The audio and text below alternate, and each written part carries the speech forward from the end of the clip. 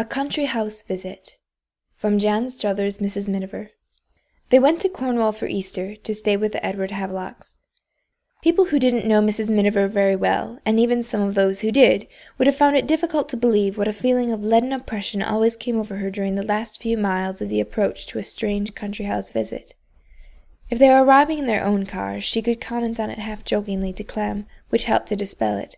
But if, as now, they had come by train and been met at the station, she could only watch the back of the chauffeur's neck in dumb dismay, or at the most make some cryptic reference to her state of mind.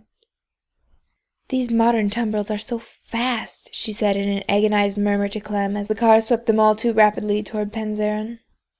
"Look," said Clem, "more standing stones. This place must have been stiff with Druids."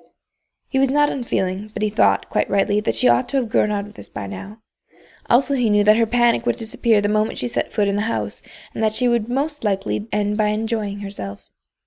Mrs. Miniver knew all this, too, in her mind, but she could never quite succeed in transferring the knowledge to the pit of her stomach. It wasn't shyness. She had never experienced that. She got on easily with strangers, and there were few things she enjoyed more than the first tentative groping among wavelengths, followed, if you were unlucky, by a talk on accountancy.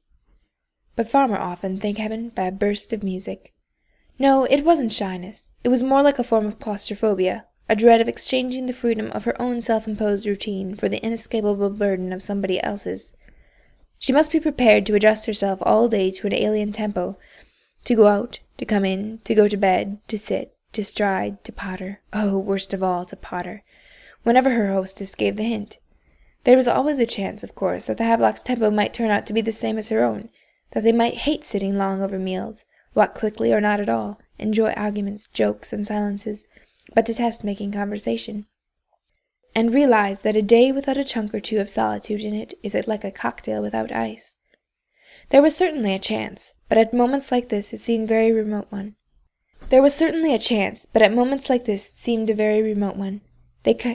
They had come out on the coast road now, and Cornwall was outpostering itself, as usual, with rocky headlands and sandy coves and fishing villages that spilled themselves down the cliff face like cascades of mesembryanthemum. The year was older here. The oak woods were rounded, cushiony and mustard gold. The grass under the fruit trees was already scattered with petals. The cottage gardens were little glowing squares of rich embroidery. It was being a lavishly lovely spring, almost frightening in its perfection, as though for some reason it was meant to be a final performance. Positively the last performance on any stage. She suggested this to Clem, wondering whether by any chance it had struck him too. "But that's what I feel every spring," said Clem unexpectedly. "And I've known him through 17 of them," thought Mrs. Miniver, without knowing that. But it was quite natural, really. She had long ago discovered that whereas words, for her, clarified feelings, for Clem, on the whole, they obscured them.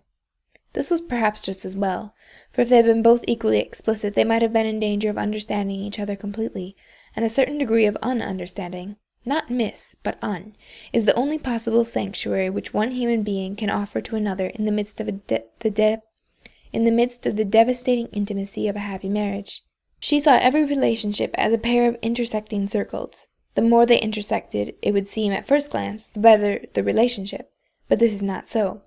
Beyond a certain point the law of diminishing return sets in, and there aren't enough private resources left on either side to enrich the life that is shared.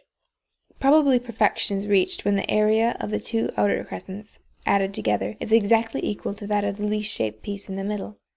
On paper there must be some neat mathematical formula for arriving at this. In life, none. She breathed surreptitiously on the window of the car and drew 2 circles with her finger, but they hardly intersected at all, a mere moonlight infatuation which would soon peter out. So she added ears and whiskers and turned them into Siamese twin cats. But would that count, she wondered, as being Siamese cats? Then she met the chauffeur's eye in the driving mirror and hurriedly rubbed the whole thing out, pretending to peer at the view. "But it's all right," said Clem, pursuing his own train of thought.